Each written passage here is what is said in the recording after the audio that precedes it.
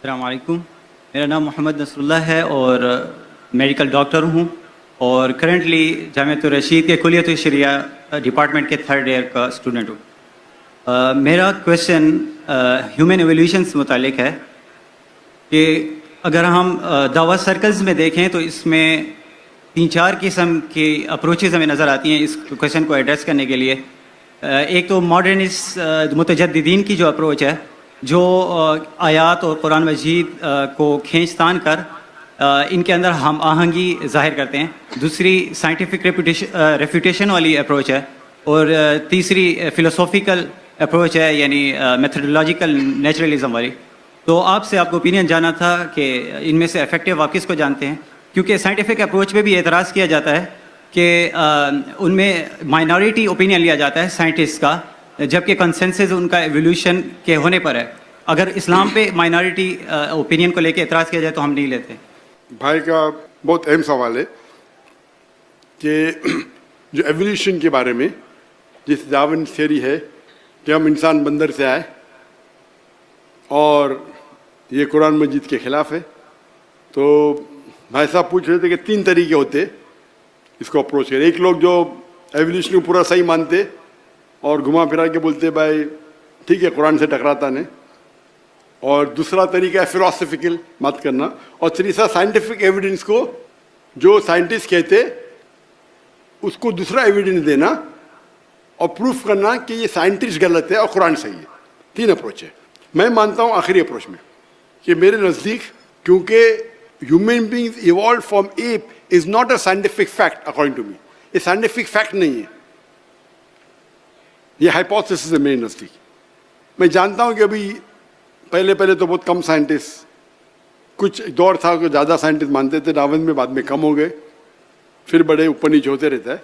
लेकिन आज की तारीख में भी पहले ऐसा था कि अक्सर अगर आप पूछेंगे 1 to 1 तो अक्सर अग्री नहीं करते थे। मैं चंद साल पहले की बात करूँ, लेकिन अभी आप करेंगे, लास्ट जो मैंने सर्वे किया था, तो जो लोग मानते हैं कि डार्विन थ्योरी सही है और कुरान से नहीं टकराती है, और वो शुरू में करते नहीं टकराती, एंड में बोलते हैं हमें सिर्फ एक चीज़ पे एतराज़ है कि हम बंदर से नहीं बने ना, वही तो बात पे डिस्कशन हो रहा है। तो पूरा घुमाते 1 घंटे का लेक्चर देते डार्विन थ्योरी सही है और आखिरी में बोलते हुए सब चीज़ सही लेकिन हम बंदर से नहीं बने। मैं बोला भाई साहब पहले बोलो ना ये, और बहुत से लोग मेरे दोस्त है, दाई है, मैं उनसे बोलता हूँ भाई आप पहले बोलो, मैं कोई तरह से शुरू में तकदीर के बोलो, अब बंदर से नहीं बने, फिर आप डार्विन थ्योरी को सपोर्ट करो।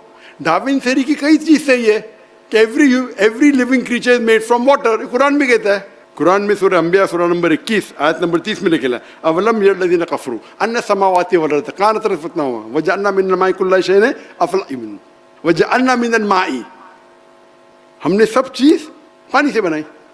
तो डार्विन थ्योरी की कई चीज़ सही है, लेकिन बुनियादी चीज़ तो सही नहीं भाई, बुनियादी चीज़ तो बंदर से नहीं बने भाई।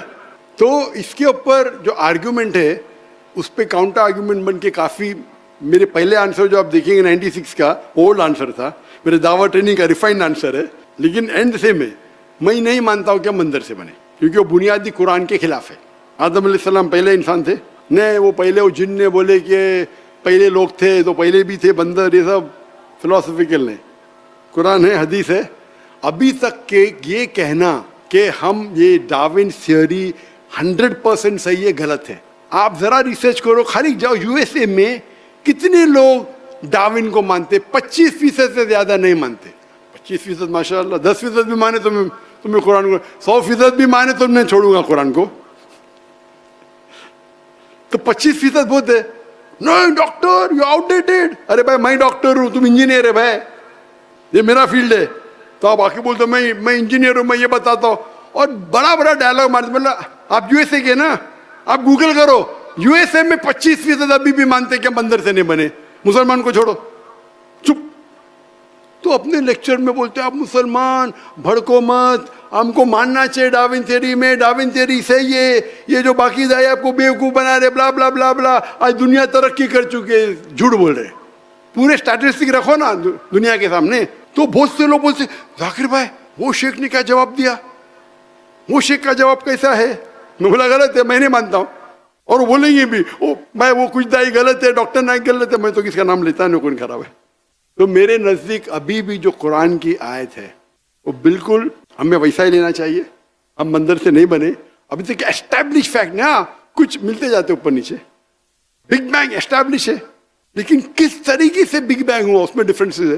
तो कुरान की जो आयत है सूरह अंबिया सूरह नंबर 21 आयत नंबर 30 की, कि कायनात एक थी, वो अभी तक के बिग बैंग के 100% करेक्ट थे। वो बिग बैंग में ये पता चलेगा कितने बिलियन ईयर्स पहले थी, वो अलग बात है। तो कुरान में कहा नहीं निकले कितने बिलियन ईयर्स पहले आदम अलैहिस्सलाम थे। वो बाइबल से टकराएंगा। बाइबल के अंदर लिखा आदम अलैहिस्सलाम 6000 साल से थोड़े कम थे, समझे ना? तो प्रॉब्लम है। फिर हमारे पास ऑलरेडी मिल चुके फॉसिल जो मिलियन, तो बाइबल से टकराती है बिल्कुल से। डार्विन से आप देखेंगे फॉसिल हमें मिले 10 मिलियन ईयर्स पहले। कुरान में कहा डेट नहीं लिखा गया। तो जो बाइबल से मिलती है कुछ चीज मिलती है, कुछ चीज नहीं मिलती है। और हदीस में लिखा है कि बल्लिगो निवल आया, एक आयत भी पेश करो। और आप नसारा और यहूदी की किताबों को अगर टकराते नहीं तो इस्तेमाल कर सकते, टकराते नहीं तो इजाजत है। तो जब भी कोई भी दूसरी किताब मजहबी किताब मिलेंगी, जो एक जमाने में हम कहते हैं कि इंजील वही है, लेकिन ये बाइबल इंजील नहीं है, ये बाइबल है इंसान की लिखी हुई, इंजील नहीं है। तो ये बाइबल में से जो चीज कुरान से मिलती है हमें कोई एतराज नहीं मानने के लिए, अल्लाह का कलाम है।